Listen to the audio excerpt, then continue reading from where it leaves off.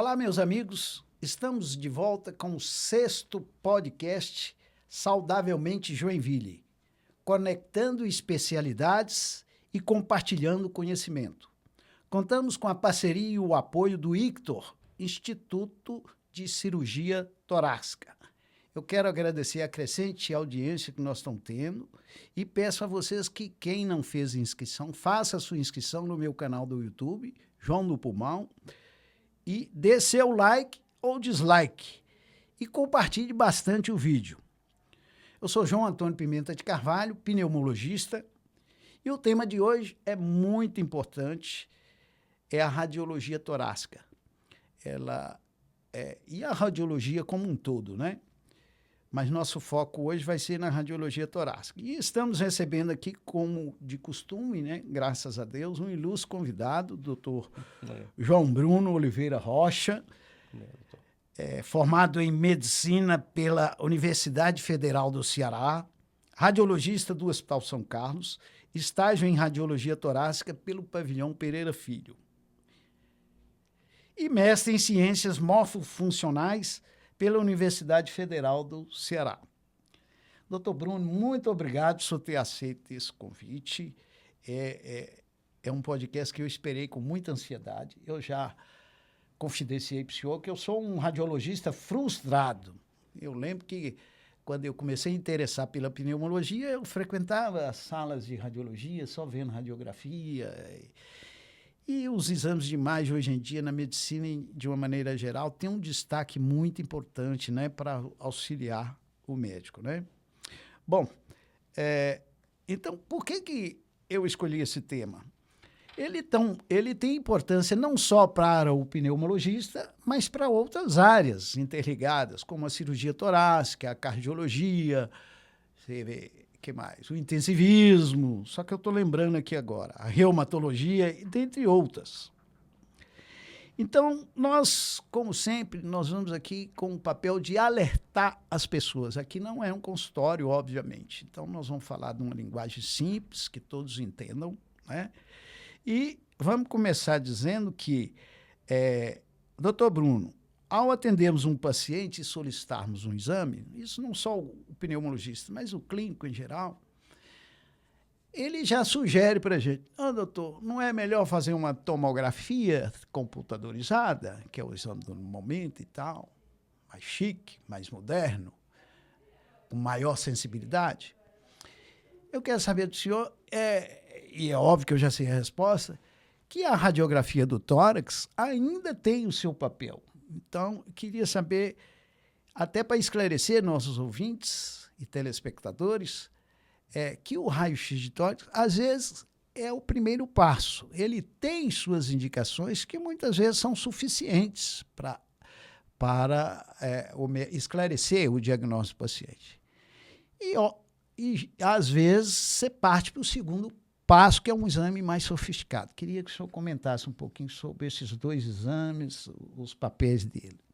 Doutor João, primeiramente eu quero agradecer o convite, fico muito lisonjeado, honrado em participar, parabenizá-lo pela iniciativa, um médico que também é comunicador, eu acho isso extremamente importante. Acho que o médico, ele naturalmente deve ser um professor. Acho que você deve estar comunicando, deve estar interagindo, educando, ter esse papel de educador da população. Eu acho que é fundamental. Então, parabéns pelo seu projeto, pela sua iniciativa e obrigado pelo convite. Em relação à pergunta, sim, a radiografia, eu particularmente sou um fã de radiografia. Uhum. Na época da faculdade, eu me interessei por radiologia, eu era monitor de anatomia e pegava algumas radiografias quando estava em atividade com os alunos, para fazer correlação entre o que a gente via lá na anatomia óssea e o que a gente conseguia ver na radiografia. E isso esse interesse foi crescendo gradualmente, até que eu acabei decidindo pela radiologia. Eu sou um clínico frustrado. Na verdade, eu digo que todo médico é clínico. Sim. Todo médico verdadeiramente médico, Verdade. ele deve ser clínico, independente da sua especialidade. Independente de ser cirurgião, de ser um clínico, de ser um patologista, um radiologista, ele deve ser, acima de tudo, um bom clínico geral, um bom médico, né? Isso eu acho que é essencial, até para que você consiga se comunicar com os colegas. A especialização dentro da medicina é uma necessidade porque, bom, a gente cresceu, adquiriu uma quantidade gigantesca de conhecimento que uma pessoa só não pode comportar. Então, nós temos que fragmentar a medicina para que cada um possa fazer o melhor dentro da sua área. Mas aquela visão geral do paciente, das patologias do paciente, da saúde do paciente, do psicológico do paciente, acho que todo médico tem que ter.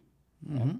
Para nós, radiologistas, a radiografia, embora seja um método que para muitos radiologistas perderam simplesmente o interesse, as novas gerações, em grande parte por conta da remuneração, que é extremamente baixa. Eu sempre falo, eu andava com um celular e mostrando o valor, e ninguém acreditava do valor que era um laudo. Mas ela é extremamente resolutiva. A maioria dos problemas você consegue resolver, você consegue diagnosticar as patologias torácicas com a radiografia. Então, eu acho que é muito importante porque é um exame que é barato para o sistema, seja ele público ou privado, é um exame que envolve uma quantidade muito pequena de radiação e é um exame que resolve muita coisa. Você consegue te extrair o bom radiologista, o bom pneumologista, o bom cirurgião torácico, ele consegue extrair muita informação de uma radiografia. Né? E sempre lembrar que a radiografia é PA e pé-fio. Exatamente. Tá ótimo. Eu estou observando aqui que o Bruno tem uma facilidade de comunicar. Ele não falou, mas ele já foi professor bem antes de se graduar, né, Bruno? Sim. Então, ele tem essa habilidade. E ele falou aí uma máxima que todo médico, todo residente, todo estudante de medicina deve ter. A clínica é soberana, os exames são complementares, né? E a radiografia, eu sou do tempo, e Bruno talvez não seja, eu sou do tempo da aberografia.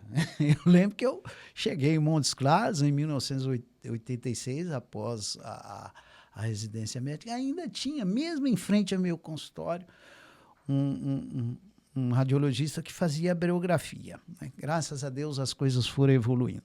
Doutor Bruno, até pegando esse gancho seu aí, eu iria fazer essa pergunta mais na frente, mas até para conectar com o que você falou, hoje em dia o médico, muito comumente, ele pede uma radiografia ou uma tomografia e não escreve mais nada.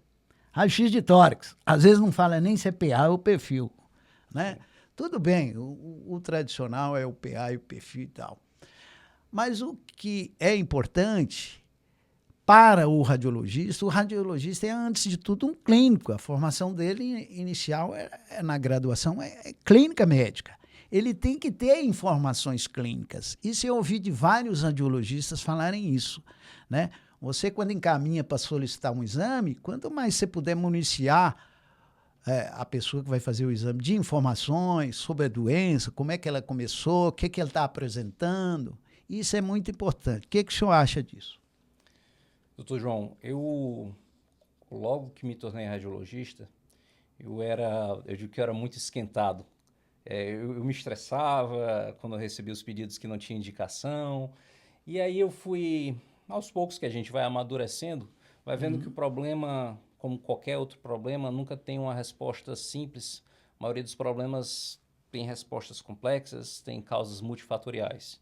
Então, o que eu vejo são colegas que às vezes estão sobrecarregados no serviço. Exato. O clínico está ali na emergência sendo pressionado a atender um volume gigantesco de pacientes. Eu digo isso porque eu também trabalhei como clínico durante um tempo e havia pressão para atender um volume grande de pacientes e não há tempo para você. Eu lembro que não havia tempo para eu ir ao banheiro, para tomar água, não havia tempo. Os colegas, às vezes, um auxiliar de enfermagem, né, às vezes levava água para mim, porque via que eu já estava muito tempo ali sem levantar para beber água. Eu me relacionava bem, então eles eram gentis comigo e levavam água para mim. Então, às vezes o colega não escreve por falta de tempo. Isso é uma realidade. Mas temos também aqueles que simplesmente não ligam, né? Ou por várias razões, alguns porque acreditam que não precisam da opinião do radiologista, que eles próprios podem interpretar o exame, outros porque não entendem que a indicação clínica ela é importante. E o que me trouxe para a radiologia torácica, o que me encantou na radiologia torácica, faz uma conexão com o que você me falou no início da nossa conversa, né? Você disse, olha, eu sou um radiologista frustrado, né? E eu sou um clínico frustrado. E a radiologia torácica, ela exige muito da clínica, exige muito conhecimento clínico. O que você vê no pulmão, você tem poucas alterações pulmonares, consolidação, vidro fosco, espessamento septal. Então, alterações radiológicas que são comuns a uma infinidade de patologias. Então, para você chegar elaborar um raciocínio diagnóstico, você precisa conhecer história ocupacional, a história, até como que são os hábitos de higiene do paciente, nas síndromes eosinofílicas, por exemplo. Enfim, o contato com parentes, quantas pessoas moram juntas, enfim, uma infinidade de perguntas que a gente precisa, de informações que a gente precisa para elaborar um raciocínio diagnóstico. E foi isso que me encantou na pneumologia. Então, é fundamental, a indicação clínica ela é muito importante. Ok, bem explicado. Bom, a gente percebe, eu acredito que é uma impressão não só minha, mas de outros colegas, que o paciente, e médico também é paciente, às vezes a gente vai fazer um exame, né? Sim. Ele fica inseguro, principalmente em relação à tomografia, porque tomografia, quem já fez, né, gera uma certa tensão, que você vai entrar num tubo, enquanto a radiografia de tórax é mais fácil, né, você tem que só ficar em frente a um aparelho, a tomografia gera muita claustrofobia, ele entra naquele túnel, ele já fica em pânico, ansioso, né? E outro aspecto que eles temem muito é a dose de radiação, né? Então, queria que o doutor Bruno tentasse esclarecer sobre isso. Como que eles lidam esse serviço de radiologia para diminuir essa tensão e até para esclarecer o paciente que aquela dose de radiação vai ser mínima, né? E para ele ficar mais tranquilo e fazer um exame mais relaxado. Bom, é uma pergunta que ela aparentemente simples, tem muitas particularidades.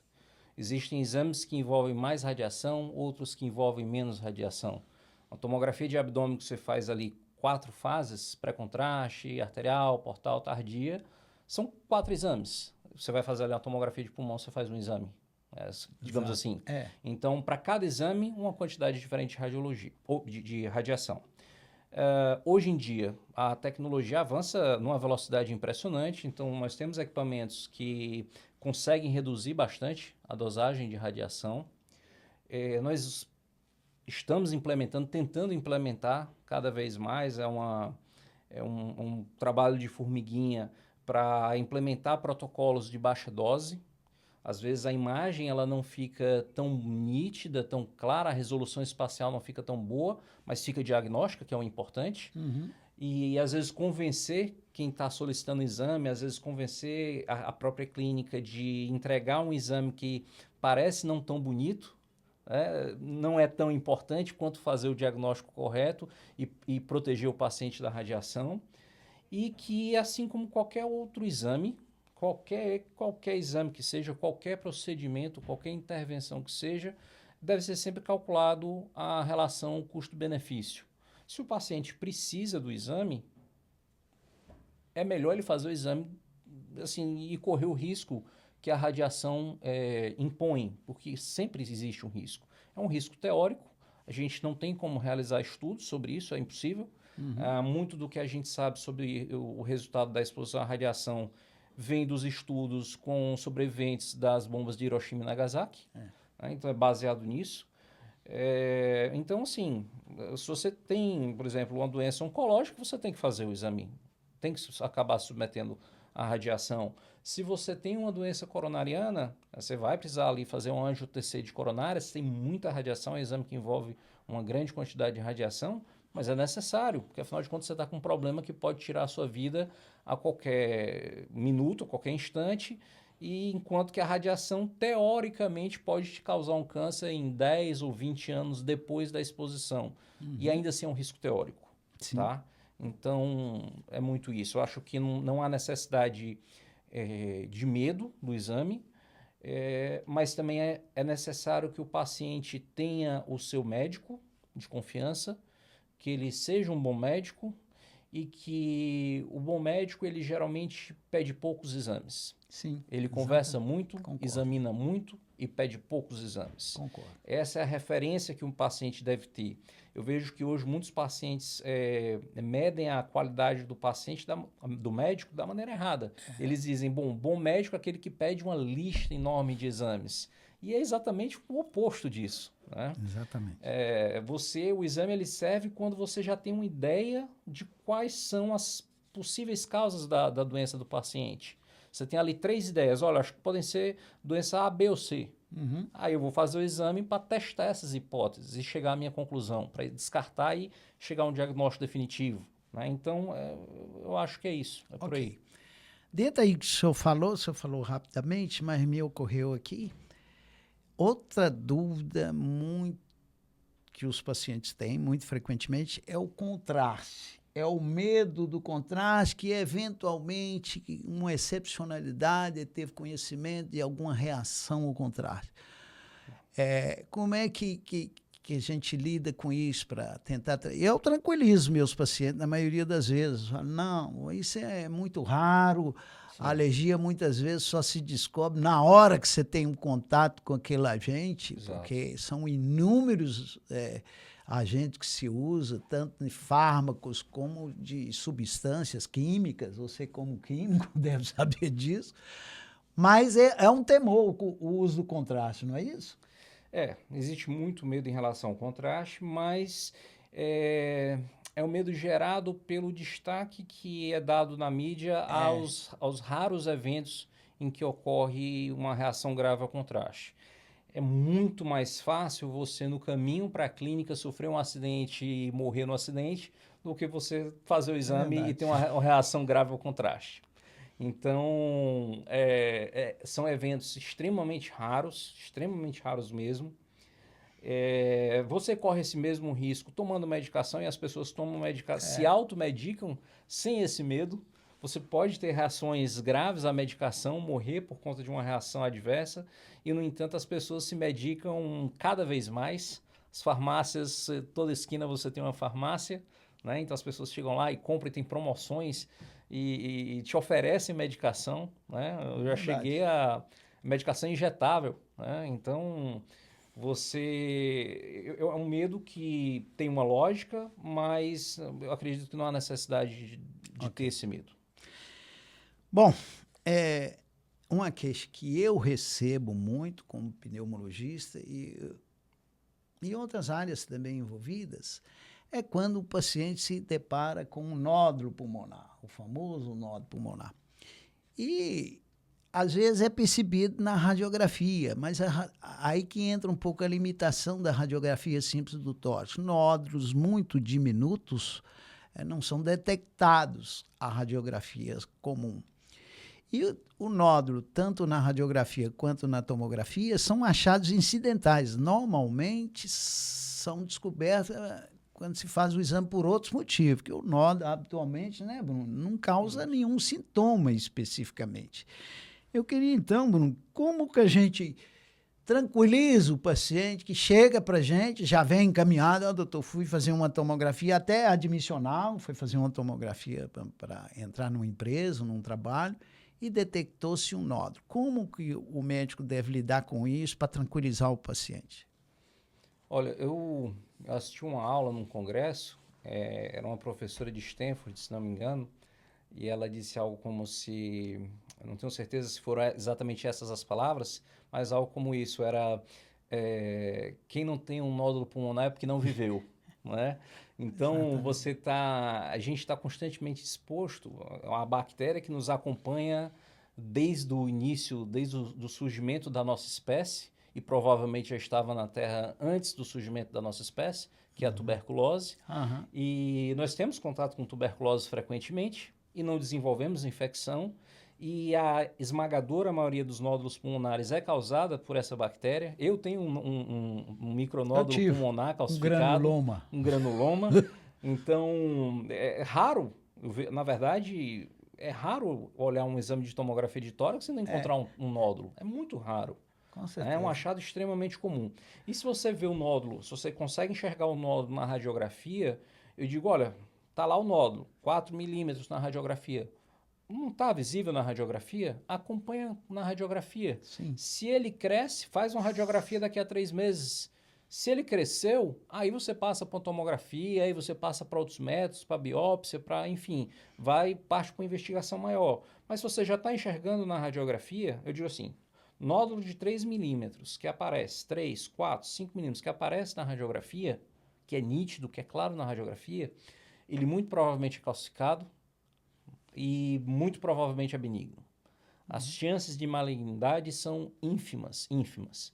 Então, não há necessidade de tanta preocupação. Acho que a preocupação maior deve ser com hábitos de vida, né? Com suspensão do tabagismo, né? Com buscar auxílio de terapia, auxílio do psiquiatra, auxílio do clínico, porque também não adianta a gente dizer para o paciente, olha, para de fumar. O tabagismo ele tem um papel muito maior do que simplesmente o vício na nicotina, né? Ele ocupa, às vezes, um fator para aliviar o estresse, para ajudar a lidar com a depressão, para ajudar a lidar com a ansiedade. Então, é necessária uma abordagem para a gente ir aos poucos eliminando os fatores que levam ao câncer de pulmão, né? E a partir de certa idade, em certos grupos, o rastreio do câncer de pulmão, né? Pacientes que são candidatos ao rastreio do câncer de pulmão, acho importante que cidades de referência, por exemplo, como Joinville, que é a maior do estado, tenham um programa de rastreio de nódulo pulmonar.